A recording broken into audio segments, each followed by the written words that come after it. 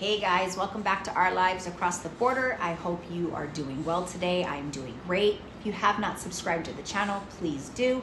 Please like the video and drop a comment of something that you would like to know about here in Mexico.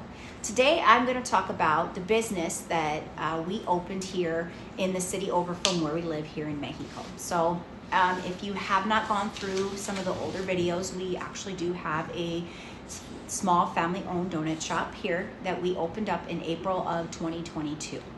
So we're going on our 3-year mark. When we first got here, we got here in October of 2021. And the first month we were here in Mexico, we kind of relaxed. And then the hubby was like, all right, we got to be making money. We got to figure out what we're going to do with our future here. And so we had gone to it was some holiday party at a family member's house, and they had actually had donuts from another donut shop that had just opened up a few towns over. And they were all making this big deal about donuts. Here in Mexico, pan is very, very huge, bread, conchas, things like that. They love to drink it in the evening with coffee. We have a pan guy that goes up and down the streets and sells pan every day. And it's just a big thing here, right? But the donuts was something new because they do sell donuts. The pawn car that comes by does sell donuts, but they're more bread-like and they're not that sweet. And it's more like eating baked bread than a fried donut. So kind of got the hubby's mind kind of thinking like, wait a minute here, there's not that many donut shops around here. Like this one just opened and everybody's just talking about it and stuff. So that's what I'm going to do. I'm going to open a donut shop, but a couple towns over, of course. And so from that point on, that is what we decided we were going to do. That was how we were going to make our living here in Mexico. So the first thing, of course, was just figuring out, we didn't know anything about making donuts, what we needed, how to do it, nothing. So YouTube was actually our best friend. So the first thing is just figuring out what you need. What do you need? Of course, you need a fryer. You need tables to roll it on. All those things you have to start thinking about what you need to set up your little area. You need a mixer for the dough. One of the things that we were not aware of that you need for yeast donuts is a proofing machine. And that machine, if you don't have that machine, you can't make yeast donuts.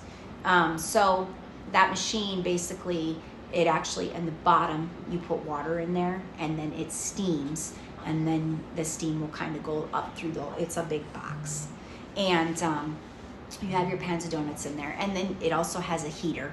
And so it gives them a little bit of heat and a little bit of moisture, and that's what helps them grow, to get the dough big. So that was one thing that we were not aware of that we were going to need. But after we figured out everything that we were going to need to make the donuts, then it was start locating where we can find these items, so the fryer, mixer, the proofer, extra tables to decorate, to roll the dough. So after figuring out all the things that we were going to need, to actually make the donut, it was then finding it where we could find it. And this is where hubby had to do most of the work by himself, unfortunately, because I don't speak Spanish. So even trying to look things up on Facebook, everything was in Spanish, So he was able to, and it took him a lot of time to locate where to find all these different things that we were going to need, the fryer, the proofer, the mixer, extra tables, microwave, refrigerator, freezer, all those different things that we were going to be needing in our shop. So it took a lot of trips to Mexicali to get stuff. And a lot of the things we did actually buy used because we didn't have a lot of money. We were just starting, just trying to open up a business to make money. So we bought a lot of things used. I would say it's not the most important. The fryer is probably the most important. But to even get to the frying part, you need to have a proofing machine. And that was like the most important thing. And we did buy that used, and we pray every day that she keeps holding on for a little bit longer because they are very, very expensive to buy brand new. Our mixer we did buy brand new. And we had looked at some used mixers, but we just ended up going with a new mixer. So once we got all the items, and they were stored in our living room, like for months. We didn't even have a place yet to rent. We were just kind of, as we had money, purchasing the different big items that we would need, you know, until we were gonna save up the money. So we found a spot, and it was actually still being built when we found it. So that was nice, because when it was finally finished, of course we had all the product that we needed here. But it felt nice and clean, you know, a new floor, obviously painting, you know, it felt fresh. So, but before we opened, you know, neither one of us knew how to make donuts. So we actually started frying donuts here at the house, but not with the fryer. We were just doing it on the stove, just to kind of get the idea of rolling the dough and letting it rise and decorating it. And then we would go donate them to the family or to, you know, some people down the street. So that's how we learned the donuts, was just kind of doing it in our house. And I remember finally when we got the keys, you know, to the shop, you know, the first thing that got moved in was the donut stand, and that actually was made to the measurements that we wanted. That was brand new, and that was, I don't know if it was the most expensive thing, but it was expensive, okay? And not to mention the sign that you need to put outside for just a sign, your logo, that was expensive too, you know. But all the things that actually went into opening up the business went so much more than just those items of making donuts, you know. Like I said, we were gonna sell milk and juice and Coke and all that stuff, so we had to buy a refrigerator. We were also gonna sell ice cream to make like a donut, like where you cut it in half and put ice cream in it, so we needed a freezer. We got tables, you know, so people could sit down and eat inside if they wanted to. So a lot really went into, you know, buying and having it stored, you know, before we actually got to open up the shop.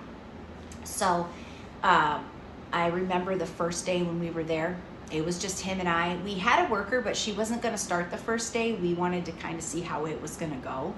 And his aunt came with the red ribbon and everything, and we got pictures of it. We should share the pictures, actually. And you know, we cut it, you know, cut the ribbon, and we were gonna start frying. And I tell you what, we had actually not used the frying machine until the day we opened up the shop.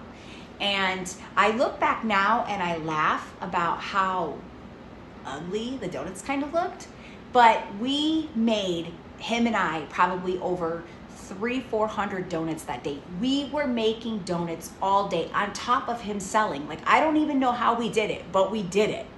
And we sold out. Like, it was crazy. And the next day was the same, but we had help, thank gosh, you know, someone to be out in the other room selling the donuts when people were coming in, because the day before we did it all ourselves. So so long story short, that's, you know, kind of how, you know, we kind of opened up our business. Now, there was other things that went into it later on, you know, getting your business registered, you know, paying taxes, you know, all that stuff kind of came down the road too, you know, where you have the checklist, you know, where you make sure you have your exit signs and your fire extinguisher. And your sink has to have a certain, you know, thing in the drain. And so all that stuff slowly has kind of come into play too with, you know, with the business. But that is my story about how we opened up our business. And good thing hubby was willing to do most of the work, because besides decorating and helping him in the back, I couldn't do much with getting all the things that we needed, but he did really good. We had everything, and when we opened up, I feel like we didn't have our walls painted like we do now. If you've ever seen inside, you know, that also came with time, with money, you know, with decorating the walls and stuff. But with having everything that we needed, he really did a good job. So anyways, I hope you guys enjoyed me sharing this with you. Like I said, please don't forget to subscribe and like the video, and we'll see you later. Bye.